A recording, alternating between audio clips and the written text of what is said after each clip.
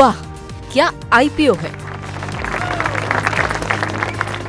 Mahesh sir, दो IPOs हैं जो मैं आपके साथ डिस्कस करना चाहूँगा। एक है सीएमआर ग्रीन टेक्नोलॉजीज। लंबे समय के बाद, लंबे इंतजार के बाद आईपीओ आया और बहुत ही शानदार रिस्पांस इस आईपीओ को मिला। दूसरे दिन के एंड तक देखे ऑलमोस्ट 10 गुना के आसपास ये आईपीओ भर चुका है। एंकर निवेशकों से भी अच्छी खासी रकम इन्होंने जुटाई है। 69 रुपये के आसपास का ग्रे मार्केट प्रीमियम है सर। ये 192 रुपये पर अगर बुक बनती है तो 261 रुपये पर लिस्ट हो सकता है, ऐसा ग्रे मार्केट प्रीमियम बता रहा है। सर आपका क्या एक्सपेक्टेशन है, इसमें कितना पैसा बन सकता है, सब्सक्राइब करना चाहिए? पर्टिकुलर इसकी बात करें तो ये सेक्टर जो है काफी अट्रैक्टिव है। अभी फिलहाल गवर्नमेंट का फोकस भी सेक्टर पे है। सेक्टर के ऊपर जहाँ पे गवर्नमेंट का फोकस है तो वो सेक्टर में फर्स्ट सेक्टर देखेंगे, सेक्टर आउटलुक पॉजिटिव है। सेकंड, कंपनी की वैल्यूएशन के हिसाब से देखेंगे, छोटा मार्केट कैप है, वैल्यूएशन भी ठीक ठाक है, तो यहाँ पे एक अट्रैक्टिवनेस बनती है जो टेबल के ऊपर इन्वेस्टर को मिलती है। हालांकि ओएफएस है, इसके लिए कुछ लोग इसको सोचते रहेंगे कि ये ओएफएस है, बट है तो पब्लिक इश्यू और पब्लिक को अभी चांस मिल रहा है। तो मेरे हिसाब से ये टाइप के इश्यू जो है छोटे इश्यू है और अट्रैक्टिव होते हैं। यहाँ पे ग्रोथ का जो नजरिया है वो लंबी अवधि में एक पॉजिटिव नजरिया रहता है। तो मेरे हिसाब से ये यहाँ पे सब्सक्राइब करने की सलाह है। हमारा स्पेसिफिक नोट भी रहा है जहाँ पे हमने अपने क्लाइंट्स को सब्सक्राइब करने की सलाह दी है। तो मेरे हिसाब से अट्रैक्टिव लेवल है। नंबर ऑफ एप्लीकेशन वाइज भी देखेंगे तो भी काफी अच्छा खासा रिस्पॉन्स कल तक देखने को मिल गया था। यहाँ पे अप्लाई किया जा सकता है और सेक्टर आउटलुक काफी पॉजिटिव। इसके लिए हमारे को लगता है कि कहीं ना कहीं ये इश्यू अच्छा खासा रिटर्न बना के देगा और रिटर्न लिस्टिंग होने के बाद में भी मुझे लगता है कि कहीं ना कहीं पे शायद मीडियम टू लॉन्ग टर्म में अच्छा करता हुआ दिखाई देगा। तो लिस्टिंग गेन के लिए भी पैसा लगा सकते हैं सर? डेफिनेटली लिस्टिंग गेन जिस हिसाब से ग्रे मार्केट का मूवमेंट है वो भी लग ही रहा है और मीडियम टू लॉन्गर टर्म रखेंगे तो शायद हो सकता है कि उससे अच्छा भी रिटर्न देखने को मिले। कंपनी का वर्किंग ठीक है और ओवरऑल ग्रोथ कर रहा है। हालांकि छोटे मोटे इश्यूज है बट वो ग्रोइंग कंपनी में होते रहते हैं। तो मेरे हिसाब से यहाँ पे सेक्टर आउटलुक पॉजिटिव होने की वजह से मुझे लगता है कि कहीं ना कहीं पे ये कंपनी आगे आने वाले टाइम में अच्छा करेगी। ठीक है, चलिए। इस बीच हमारे साथ लक्ष्मी श्री इन्वेस्टमेंट के head of research Anshul Jain ji भी कार्यक्रम में शामिल हो चुके हैं। अंशुल जी, बहुत स्वागत है आपका। Very good morning sir.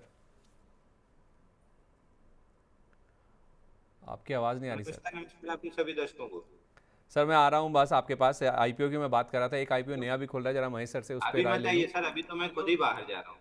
अच्छा ठीक है। महेश सर, दूसरा आईपीओ जो है जिसका जो आज से खुल रहा है वो है हेक्सागन न्यूट्रिशन का। आज खुल रहा है और छोटा प्राइस बैंड है सर। ये भी पूरी तरह से ओएफएस है, इसमें फ्रेश इशू नहीं है।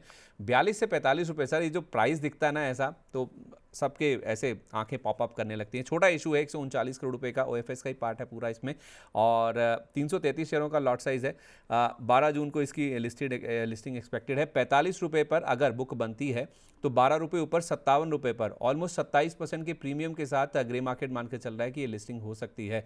इस कंपनी को लेकर क्या व्यू है सर? इसमें भी लिस्टिंग पर या लंबी अवधि में पैसा बनेगा?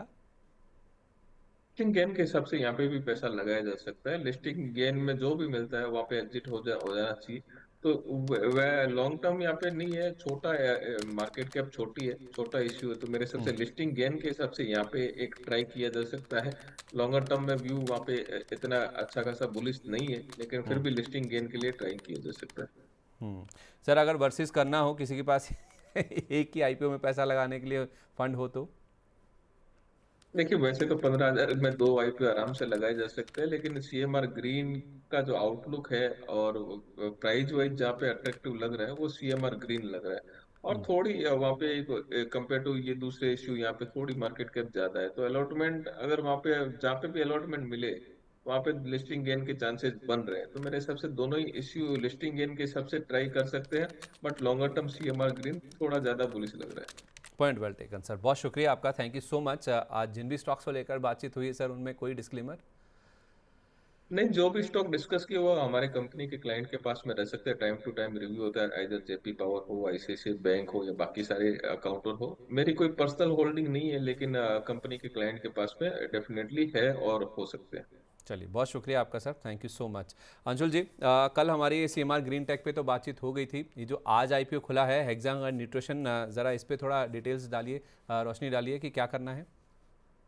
सर एक बार स्टॉक का नाम रिपीट कीजिए। हेक्सागन न्यूट्रिशन जो आज आईपीओ खुल रहा है सर। एक मिनट, इसको देखना पड़ेगा सर। ओएफएस कितना है?